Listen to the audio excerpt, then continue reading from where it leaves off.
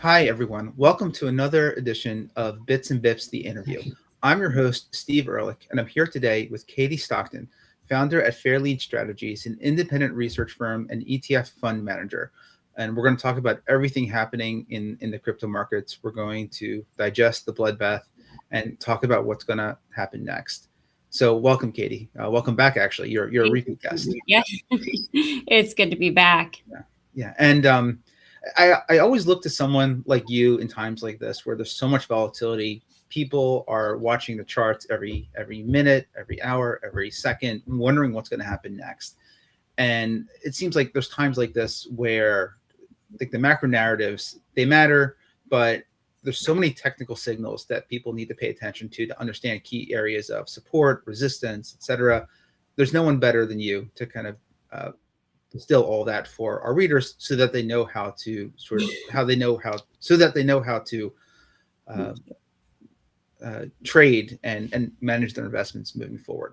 We're going to get into all of that. But before we do, a quick disclaimer, as always, nothing on the show is intended to be financial or investment advice. Please see unchained.com/bits and bips for more information and disclosures. So welcome, Katie. Let's kind of get right into it. I do want to level set as I Thank do. you. Yeah, thank you. I want to level set as I always do when I bring you on to just explain sort of your unique approach to analyzing crypto markets. You're a technical analyst, and that means that you look at price charts in a very particular way. So could you just briefly explain for anyone that has not heard your previous interviews with me what you do and how you do it? Of course, Steve. Yeah, so good to be back with you despite the circumstances with this so-called crypto winter. As a technical analyst, I do look at price trends, and price is our primary and in some cases even sole input. We're trying to understand the nature of the trend, whether the trend still has good momentum, whether it's likely to reverse, whether it's in the midst of a counter trend move. And technical analysis and the indicators that are part of the discipline can help us take out some of the guesswork that's involved in trading and investing, and certainly can help take out some of the emotions that are inherent to it as well, because it's to us just math, right? We're looking at these price inputs to try to get a takeaway and just put more probabilities in our favor as we invest in the likes of Bitcoin. And cryptocurrencies have been lending themselves, I'd say, very well to technical analysis in that they are very mindful of levels, support and resistance levels, which are key areas of buying pressure and selling pressure on the charts. And I think that's in part because there's so many people watching these key levels in part, but also because they're traded globally and with a lot of liquidity for the bigger coins, of course. And with that, you tend to get this nice clean chart where there's no gaps or anything to worry about like you have in, say, a small cap equity. So we are very, I'd say, adherent, to the charts when it comes to cryptocurrencies. And we're just trying to keep these trends on our side. Yeah, that's great. And in this discussion, we'll talk about what the charts are seeing. We'll also discuss some of the broader macro forces and themes that are driving all of this as well. But in times like this, it really seems like the data matters. And a question I ask you all the time, I won't ask you to answer it again, but given crypto's somewhat constricted history, is there really enough to do technical analysis? And you've said time and time again that even though it doesn't go back decades or centuries like traditional assets, it tends to compress entire market cycles into very short periods of time. So it lends itself very well to what you do. Yeah, So, I think so. Yeah, so let's get right into it. You have a chart of Bitcoin up here. As we're talking, I think it's dropped below 70,000, dropped to as low as 66 something, down 8% on the day so far. And people are running for the exits. They're trying to figure out what's going to happen next. So I know you also just put out a report on this. What are you seeing on the Bitcoin chart? Well, the uptrend that we could draw back to the 2022 low has certainly reversed itself, and that's become very clear on the chart. More recently, we had a breakdown below a key support level that we were watching, which is based on the shaded area that you see on the chart here. The shaded area represents the Ichimoku model, which it's a technical model that's designed to gauge the primary trend and then also potential support and resistance. Very popular internationally, this model.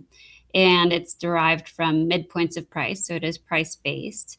We saw the bottom boundary of the so-called cloud taken out, and that was affirmation that we have seen a bearish reversal in Bitcoin well before we saw that breakdown below the cloud, which was just shy of 89,000. We did see a very meaningful loss of long-term upside momentum. I can show you that from the monthly chart, which I'll bring over to the screen here. On the monthly bar chart of Bitcoin, our indicators started to deteriorate months ago. And you can see that in this MACD indicator, that stands for moving average convergence divergence. The MACD flipped to a sell signal a few months ago and has been pointing lower and diverging. That means that the downdraft has growing momentum. And of course, it's the opposite of what you want to see if you are bullish on Bitcoin. So we have a downtrend underway, and the stochastic oscillator that we watch as well, which is an overbought oversold metric, really only just now reached oversold territory. And if you look at historical periods when it got oversold, it took months and even at times more than just months to get out of that oversold condition with some kind of major bottom. The last time that did occur was back here. This was in early 23 that we saw an advance from a long-term oversold condition. So that's the kind of thing that we want to see now that we know that this is a bear cycle.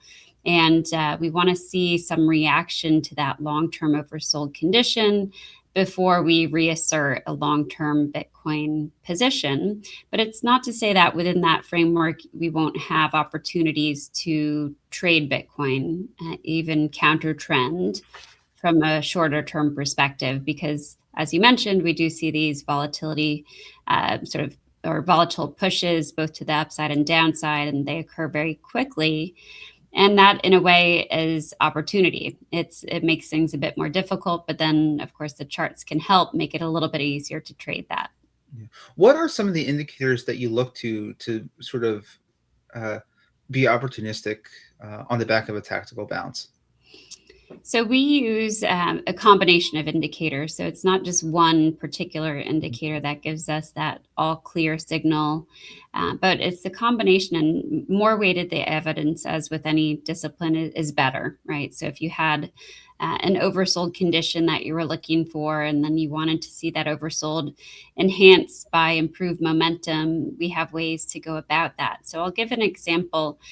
In this weekly bar chart of Bitcoin, we have an oversold reading in the weekly stochastic oscillator, and it's what we call an oversold retest.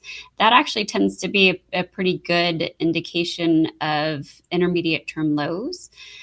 But before you want to step in front of that oversold or try to catch the falling knife, so to speak, it's good to see momentum shift enough to suggest that it's ready to see an oversold bounce or to rebound from that low.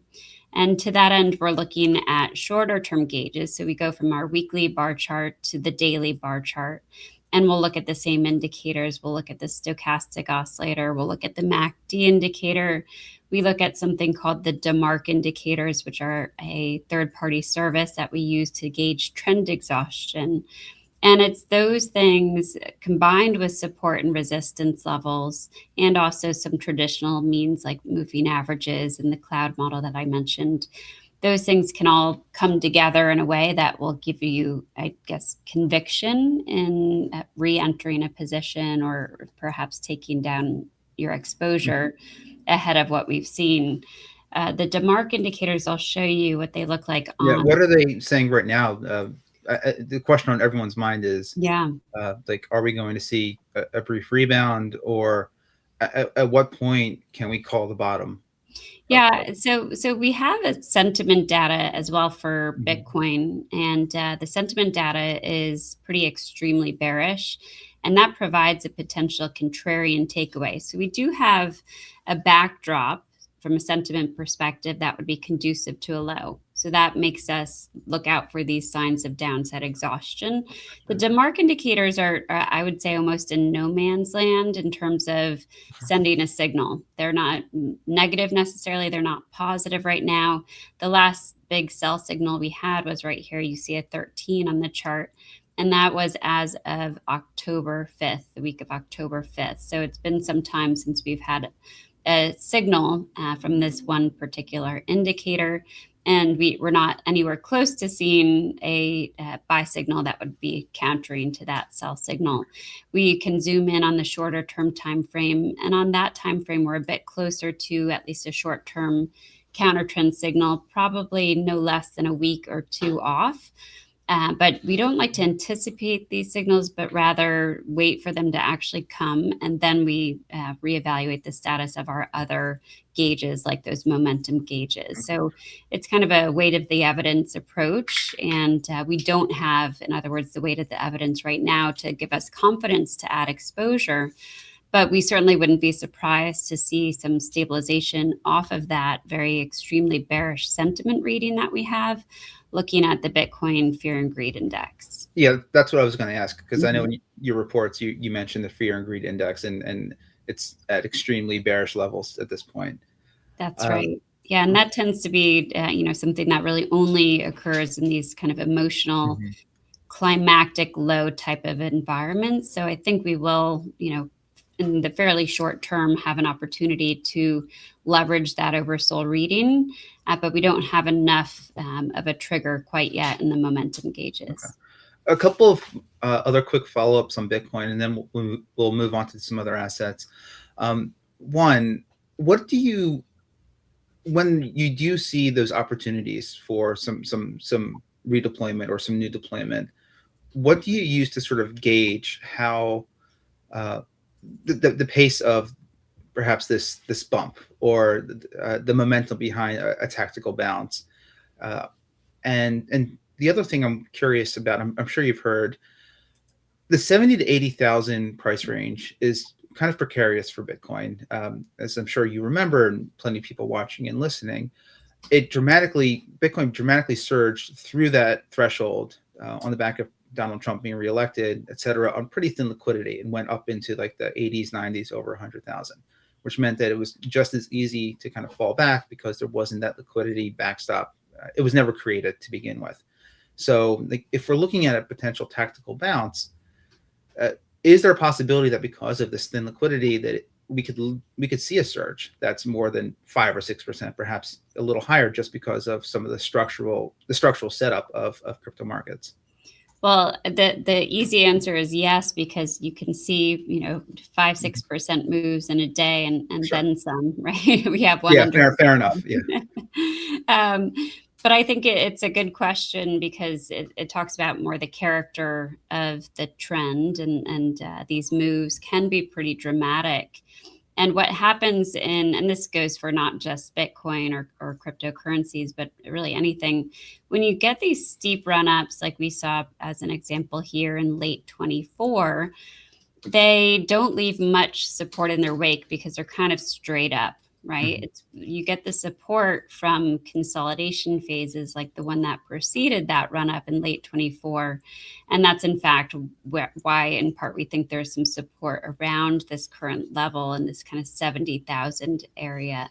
I'd also add that we never look at support as a precise point, but rather sort of an area, because there's just too many market participants to make it precise. So with this consolidation, that's where you can get some really good support. And of course, on the upside, resistance.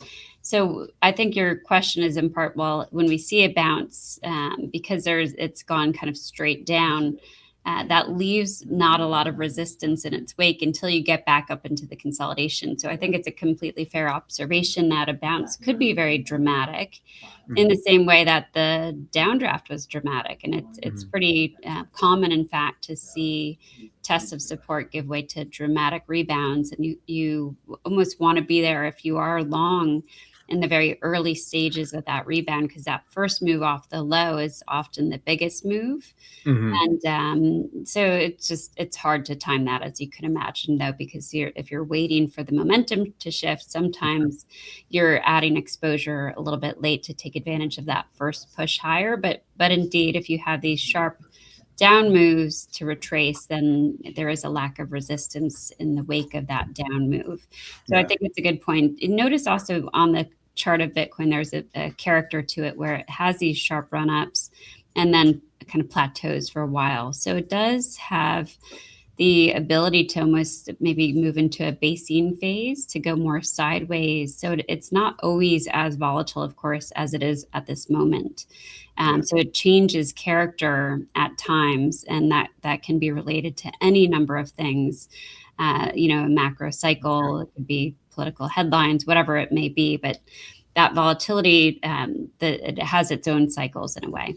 Yeah, no, that's a good point. And I mean, nobody wants to catch the falling knife, but you don't want to wait too long either. So, okay, so let's talk about ETH. What are you seeing there? And I know that you drew a few interesting contrasts between the setups for Bitcoin and ETH over like the short to long term. You make the case that Bitcoin is better set up right now, but ETH is poised to outperform into the future. So yeah, kind of please talk us through what you're seeing there. Yeah, of course. I mean, the ratio of the two is pretty interesting. It does favor ETH over the long term. Mhm. But of course, when you have a risk off type of environment like we have had, then that tends to be better for Bitcoin versus ETH, because Bitcoin is seen often as the sort of more steady bellwether. It's a little bit more widely accepted, lower beta, perhaps, versus Ether. So it's natural to see that Bitcoin Mhm. outperformance, and you carry that over to just ETH and broader altcoins in general versus Bitcoin. But the longer term trend does indeed favor ETH, and that to me, in a way, preserves the potential for the secular bull trend to resurface, right? So we are seeing this as a cyclical down move, not a secular bearish reversal. So that would be one positive long-term takeaway from that. When we look at the long-term chart, so the monthly bar chart of Ether, you can see it's been a bit more range-bound overall than Mhm. Bitcoin, but it has generally stayed directionally in sync over the short to intermediate term timeframes. The resulting impact of the downdraft on our indicators, of course, is negative of late, and they still point lower on a long-term basis. And like Bitcoin, we don't have any big buy signal to highlight at this time. You can see on this monthly chart, there's a long-term gradual uptrend line that we can draw all the way back to a peak in 2019, and it connects previous lows on the chart. Mhm. And this trend line is coming into play around, where is this? Currently it's about 1527 if we look out a month. So it's pretty well below, but I Yeah. think, I think again, ETH would have to drop another 25% or so to really kind of threaten it. Unlike Bitcoin, which if we go back to your first chart there, I mean, it crashed right through the long term yeah, trend. yeah. And they are certainly capable of that kind of downside volatility before Yeah. bottoming. And the support levels don't act as magnets, really. They are more just gauges of potential downside risk. They can give us a sense of the risk reward profile for any given trade. But you can see that the momentum is still obviously to the downside. But just like Bitcoin, ETH is oversold. And you could imagine the sentiment data would translate there as well. So it appears, just by the way it looks, pretty extended on the downside.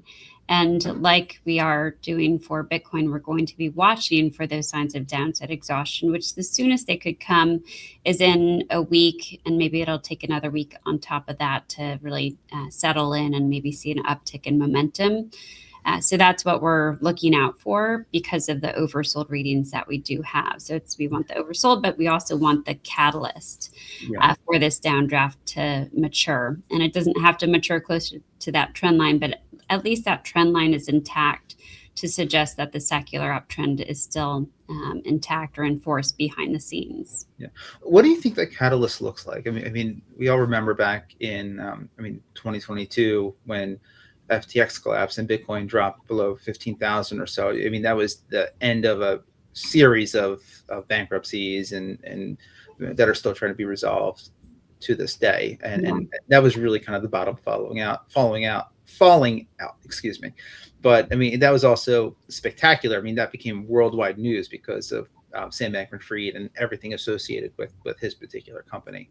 Like maybe this is the right time to just talk a little bit about some of the macro trends, because there are a bunch of them, and they seem to kind of be mostly all bearish in a way. I mean, it's hard to talk about Bitcoin without sort of, it kind of has the worst, it's taking on like the worst properties of all of its comparisons. It's not acting like gold, even though it's supposed to be digital gold, and it's not trading like a tech stock, except maybe the software ones that are crashing because of fears about AI. It's like taking on the worst properties of each of its comparisons. And that's sort of, I mean, that's obviously the antithesis of what it's supposed to be. Whereas when things are going great, it has the benefits of being a tech stock and being digital gold. And it's sort of eschewing both of them. And on top of everything, there's a whole debate about what to make of Kevin Warsh and his, I guess, expected ascendancy to Fed chairman, notwithstanding whatever happens with Jerome Powell and the legal investigation into him and everything associated with that. So I mean, what are you seeing? I know this isn't directly what you focus on, but you obviously follow the news and are on the news quite often, and you hear from your clients. I mean, how does all that fit into this? Yeah, I mean, it's probably, when I think about the risk assets broadly, cryptocurrencies are pretty much at the extreme, right? So they're, I think, among the first to get penalized when people are nervous. So there's some of that going on in that, we're seeing downdrafts unfold as well in the equity market, in precious metals even. So there are downdrafts underway in other risk assets. Gold, as much as it's known to be safe haven, as you know, it has not been acting that way. It's been very much almost like parabolic in its uptrend until very recently. And it seems to be maybe instilled by some of the recent news, on the macro front. The charts won't ever tell you why something is happening, but you can just see the response. And that's what's more important to us is, how did Bitcoin respond to Warsh, and where is sentiment at the time, and what did it do to price? Did it lead to a breakdown? Which the answer is yes.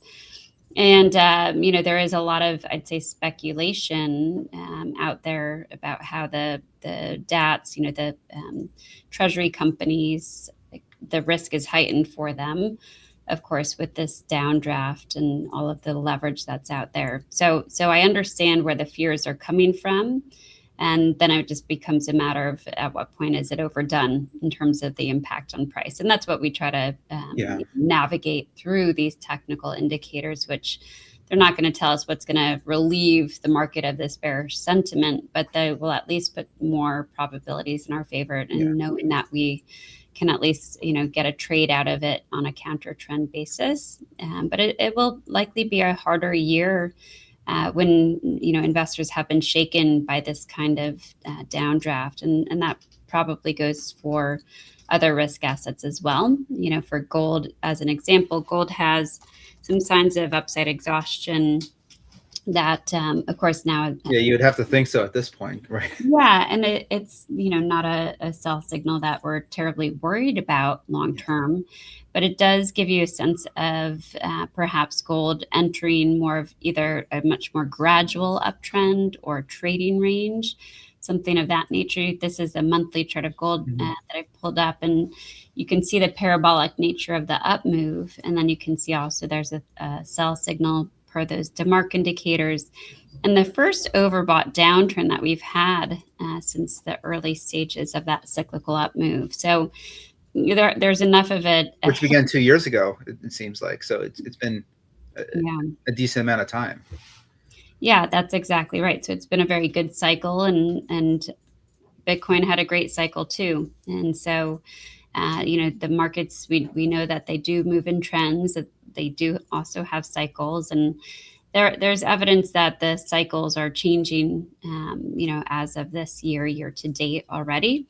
So it may be just an off year for certain trends, and then we can, ultimately have a great buying opportunity to take advantage of. So that would be the goal, is to try to, let these things kind of work themselves out, and then you can always revisit them when there's just a way to drive like more confidence, I'd say, from the setup.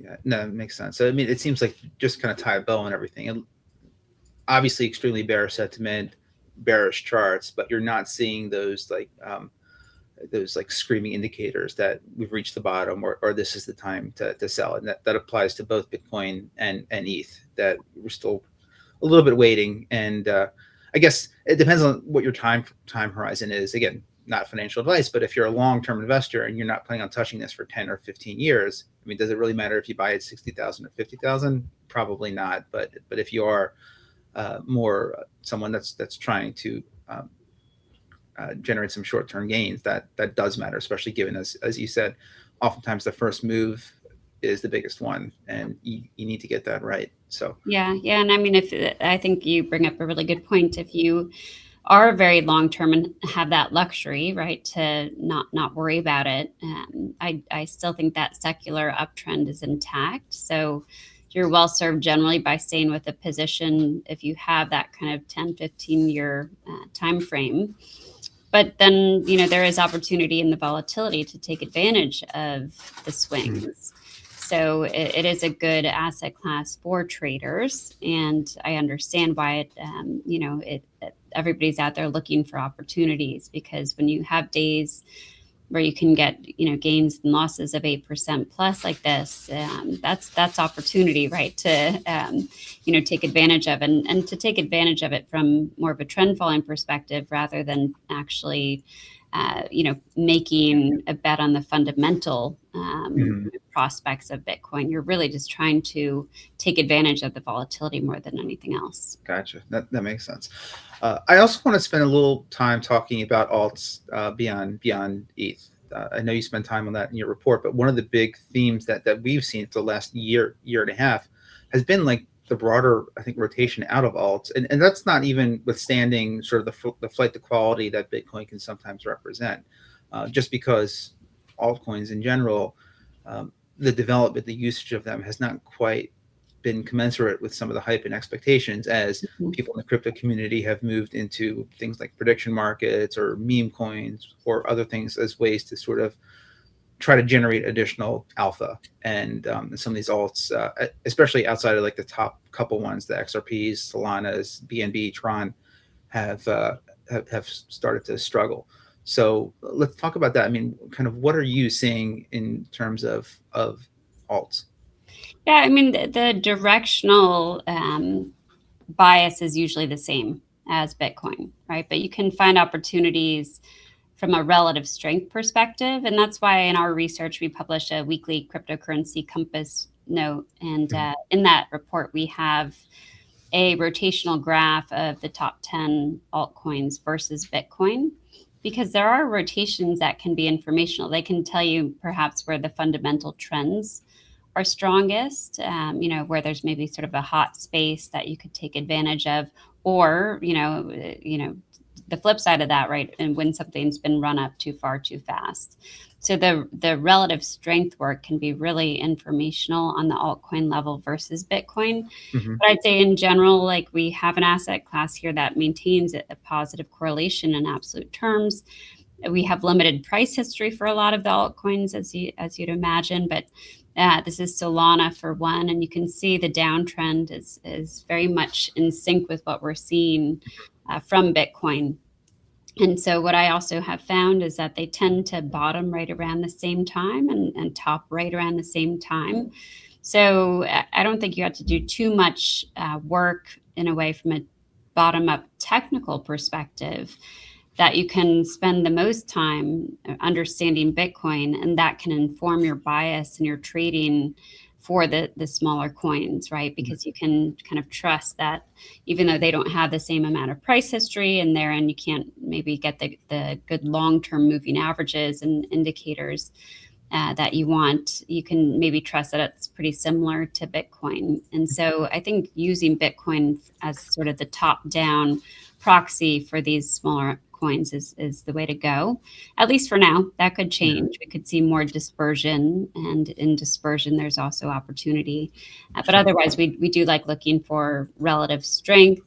And we have seen, to some degree, it's almost like high beta versus low beta, where you see in downdrafts, it's almost always, the high beta are going to underperform in that environment, but they're also going to be the ones that, sort of accelerate more quickly off the low. So if you are looking to, time the bottom, it might be worth sourcing some of the altcoins because they could snap back in a more fierce manner, albeit holding more risk. Yeah, this might be a bit of a historical question, and I know we have about 5 minutes left, so we'll start to wrap up soon. But timing, I mean, you mentioned how some of the alts tend to bottom out around the same time as Bitcoin, higher volatility, movements up, down. But do you, at least going back into the past, I mean, do you see movements happening before some of the majors, especially if they're going up? Is there anything that could kind of just help viewers, listeners, kind of get a better sense of what to look for if they're really trying to be opportunistic?